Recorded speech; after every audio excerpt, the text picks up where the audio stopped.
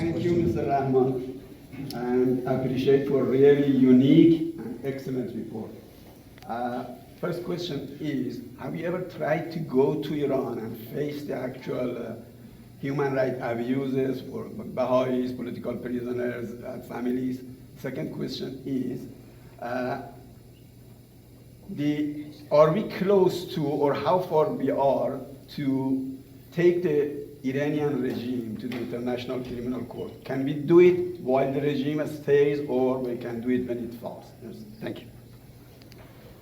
Shall we address one by one? Okay, do you need mic or I can speak? Yes, please do. Yeah, I have a mic here. Okay, so the first question, the answer to that is, indeed, I have right from the day when I took over the mandate. I've been asking the Iranian government through its permanent mission in Geneva to allow me access, because that's an important part of the resolution which mandates my work as a special rapporteur. But regrettably, they have refused me access for the reasons which becomes obvious when I speak my mind. Had I been following what they wanted me to say, they would be very happy to have me. But they have refused me access, and they have, they have consistently rejected what I have said. In relation to the International Criminal Court, it's quite complicated in the sense that the court itself is a treaty mechanism by which states voluntarily accept the jurisdiction of the court. And you would not be surprised that Iran has refused to accept the jurisdiction. So on the face of it, in that sense, it's, it makes it difficult.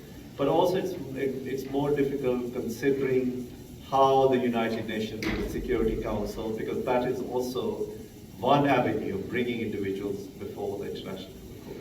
But because Iran has allies in the permanent membership of the Security Council, that avenue is also very problematic.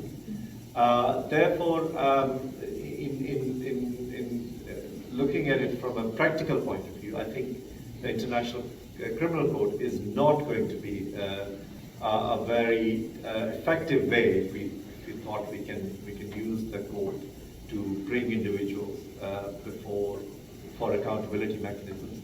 But what I do think is a more effective means is the use of universal jurisdiction. And in that sense, I would urge the Canadian government to consider individuals who have committed atrocity crimes in Iran and they live here, to bring them before the criminal justice system here, because as we know that human rights violations are human rights violations everywhere. The perpetrators and the criminals must not be allowed to hide by changing their identity or living somewhere else, or or pretending as if they are no longer part of that regime. So I think that universal jurisdiction would be a more effective tool for accountability. Thank you. Of those atrocities by a very credible international institution globally, and that's thanks to your tireless efforts in this and standing firm on this. Thank you, especially for me at that time, 81, 82, I was a teenager, and many of those who were executed were teenagers, and I knew some of them at the time. This period especially is sometimes being forgotten because the focus is 88, but sometimes people forget, during those 2 years, thousands and thousands of people, many of whom teenagers, were killed by the regime, and thank you for emphasizing on that. My question to you is very simple. Iranian diaspora community is strong, is big. How can we help you about the recommendations to publicize it, to make it practical, and to help you with those recommendations? What would you suggest that we do to help? Thank you. Thank you. That's a really important question. Firstly, I would so fully endorse that what happened in 1981-82 does not and has not received adequate attention, both from activism point of view, but also from a legal perspective. And I was just simply shocked by the numbers of executions. And as you say, thousands of individuals were simply executed, you see, without any trial, without any due process, without any explanation. There were children, and in my report, as you will see, I have called that, again, crimes against humanity, but also the crime of genocide. Because what the state was doing was to killing people from a perspective that these people were no longer the followers of Islam, which they thought that they were following. See, so many of these people were executed extrajudicially based on a religious interpretation. Yeah.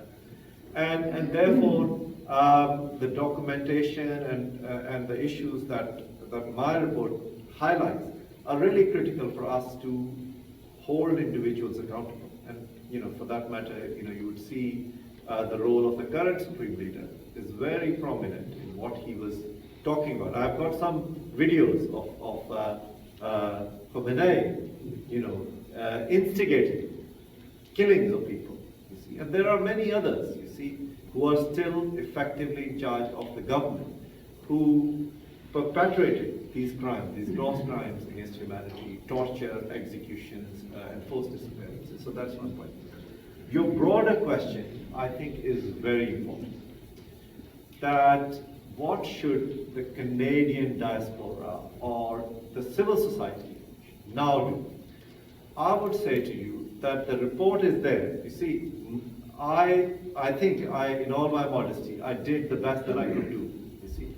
And you have to understand that this is so politically charged, this whole thing is so politically charged, that no one since 1979, we've had this mandate since 1984, no one since 1984 has been able to investigate or look into these crimes, because there have been many obstacles. And it is not just their enragement. There are many political actors who prevent that kind of investigation or reporting. Now that you have this report, you will have this report, I firmly believe that the UN would allow this report to be made available. Yeah. I firmly believe, because I have done my job, it's now the responsibility of the Office of the High Commissioner to allow this report to be made available to each one of you. I have been given this date of 17th of July.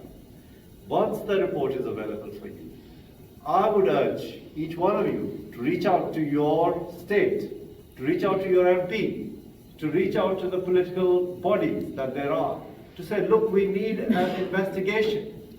Every life should matter. We still have suffering. As I mentioned to you, thousands of people are enforcibly disappeared. This is a crime against humanity. We speak about crimes in other parts of the world. So why doesn't the United Nations take up this issue? Why don't Canada take up this issue? I am here to provide more information, but ultimately it would have to be an investigative mechanism to look at these crimes and to hold these individuals accountable. So I think that this is an amazing tool that you will have to build on and to talk to your state to say, look, what can we do about it? These crimes have happened. As you mentioned, 1981, 82. What about those families? I mean, I was so torn apart when I spoke to people who lost their loved ones, young people. They lost their parents, for example, brothers and sisters. People were just shot. They were just shot. And then these individuals were asking them for the price of the bullets. Price of the bullets. Yeah. How can we forget that? Yeah. You see? So if there is rule of law, if there is justice in this world, I think this report should be a platform for us to all get together and to campaign for investigation and accountability. About the stoning to death in Iran, that happened a lot during that first 10 years of Islamic Republic. Also, the death penalty to LGBTQ plus community over there, which the law is still there, and we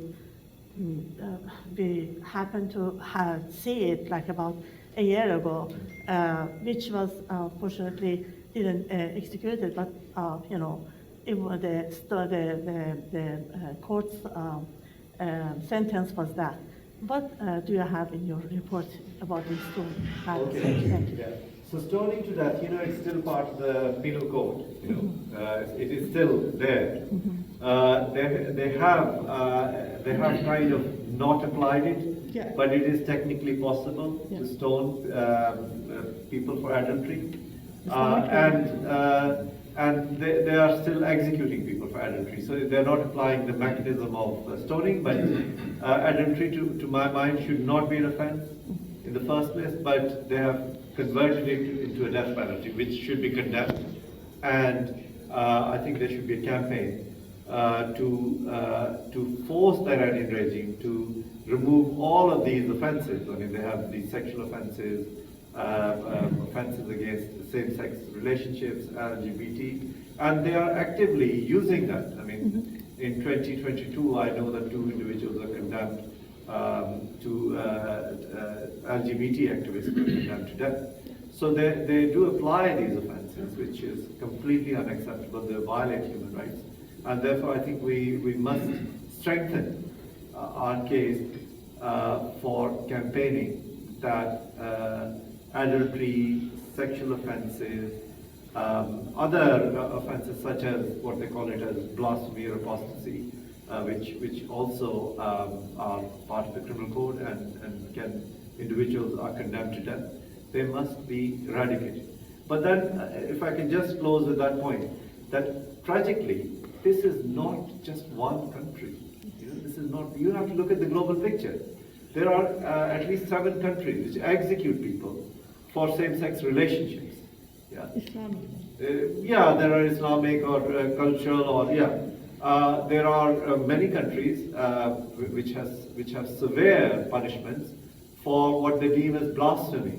I mean, in my country, it's the death penalty, and yet the world does not actually talk about it. You see, just this week or last week, a man was sentenced to death in Pakistan for blasphemy. And has the international community spoken out? No, the West is silent. Why? Because of diplomatic reasons. That should not be allowed, in my mind. So Iran violates human rights egregiously, but it is not the only country. Yeah. Well, thank you very much, and on behalf of the